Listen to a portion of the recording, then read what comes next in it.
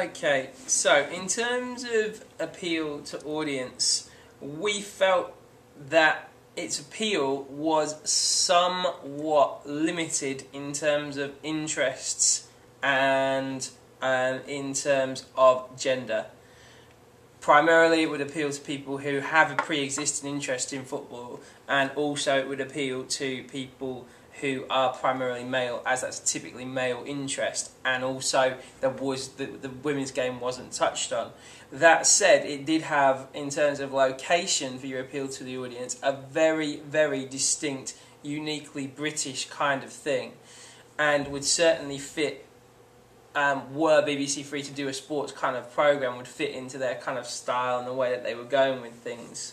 I think as well, within a male football fan audience, in terms of ethnicity, you know, there was everybody in there really. Yeah. So whilst, yeah, okay, you haven't appealed to 50% of the population, really in a way you probably never are gonna, because it's about the topic of the fan, and football, rather than a gendered type item in a way. So yeah. I think, you know, within the audience that you were going to appeal to, you have hit probably most of the people in there. Exactly.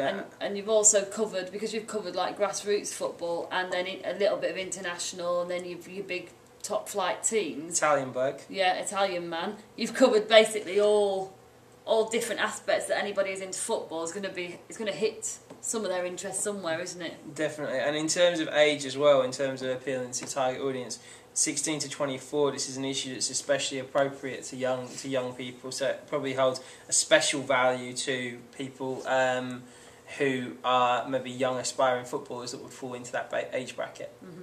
So, okay, in terms of USP or place in the market, I mean, I think you might see something like that on the One Show or something like that, a little bit shorter, followed on by an interview with Trevor Brooking or with someone from the FA in the run-up to a World Cup, or maybe to the Olympic game football or something like that. So I think that it would be appropriate within that.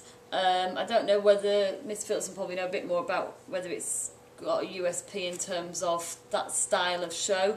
I think the sort of breadth of it is something that you don't often see. So you might see, you know, something that focused on a young player, or some like kind of a piece that would focus on a young player, like a profile piece. Yeah, or a piece that would focus on a specific academy. But the fact that you've covered the whole sort of breadth of the area, and as an overview, I think really that is something that's quite different and quite unique.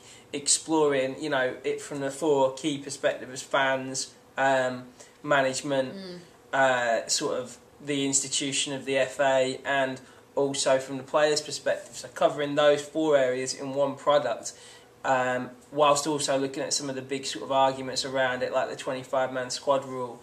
I think you do cover, you know, you cover the whole issue, which probably hasn't been done in a big way before about British football. Yeah, because I think it's either done in terms of a news piece that's kind of an add-on to the fact that England have not won something again, or football's covered, it's all to do with like the financing of the game and things like that, isn't it? Or like sex and scandal, you know, who slept with who and things. So yeah, in that sense it has got like USP, definitely, hasn't it? In terms of conventions, we thought that we really liked your use of existing conventions that you might see in a kind of Soccer AM or a Sky Sports type coverage, in terms of that kind of cheeky mode of address and the use of fans. And we particularly liked your way of making the box pop more interesting, of having that ball going around to different places, and also the place that it came in during the documentary. We kind of already seen some of those places, and it was a nice round off of seeing some of those people again, or seeing those ideas again that you talked about. Yeah, I mean, I think what we could have maybe seen a little bit of an adjustment with was sound, because sometimes the use of background music, which was, it's worth saying, was very appropriately chosen. Mm-hmm. The balance of the sound, though, with the voiceover was at times the voiceover sort of overpowered. By the music, so that's maybe one area conventionally for improvement. In terms of conventionally framing your interviews and using cutaways within them, that was really effective. It was really effectively done. and there was quite a nice sort of movement throughout the interview, sort of cut into various things, and so yeah, that certainly worked well. Yeah, I think it's, I'm just have a quick look see if there's anything else. No, I think we've covered all the things there. I think your presentation style, I don't know if I've really covered this properly, but you use that mode of address of you're like the person you're trying to appeal to. You are the football fan in the pub, or what, you know, why we got to this state of the nation type thing. And I think that works really nicely, and particularly where we've got the bits where you're reading about things and then it's generating discussion. I thought that was a really nice technique to use, and I think that as well is quite a unique way of doing it, and made it a bit more personal to the fans. And I think often we would discourage people from introducing themselves personally at the start of a documentary, but actually, because it followed you and it was your journey and you were featured so heavily in the documentary, it actually worked really effectively with your opening saying, "Hi, I'm Abdi Osman."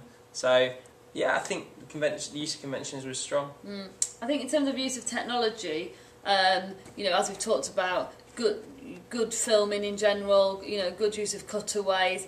We felt that maybe there's a little bit too much archive footage still, even though, you know, that was edited. There was quite a lot of archive footage, but it did make a point. So when you were talking about people, we then saw them, or making a certain point about types of football being played, we saw that, so that was nice. I think the extended sequences of archive footage was the challenging thing. Which might be conventional within some football programmes, but maybe took away a little bit from the message that you were trying to get home, because then you just start looking at the football rather than thinking about what you're talking about. I think use of technology or sound, Sir's already covered that. Yeah. Nice use of graphics. They were very clean, and you used those a few times. Busy. Yeah, not too busy, and they kind of had facts in them that you were then telling us about, which worked well. Yeah, and not, you know, generally it was a clean piece. It was tight and good editing of like him going on for too long. Then Mark, whatever his name was. Yeah, I mean, I think with the use of technology, whilst the sound balance wasn't great, the actual recording of the sound all the way through was effective. Yeah. And you used two different methods to do that. Obviously, you had the video camera, and all the voiceovers were recorded on the MP3 recorders as well. So I think that was really effective too. Yeah.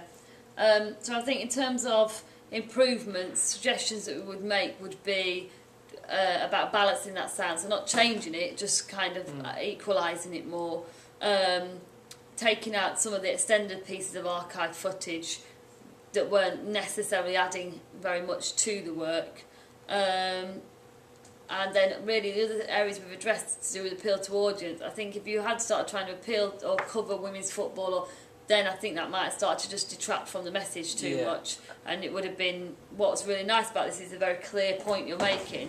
Whereas if you start going into that, that's a whole other ball game of things, isn't it? Literally. So it's literally a game of two arms. I think trying to exactly like Mrs. said, if you know, it was a balance, and you had to be on one side of it, because either way, you would have lost the quality of one side or the other side if you'd have tried to strike right in the middle. Yeah.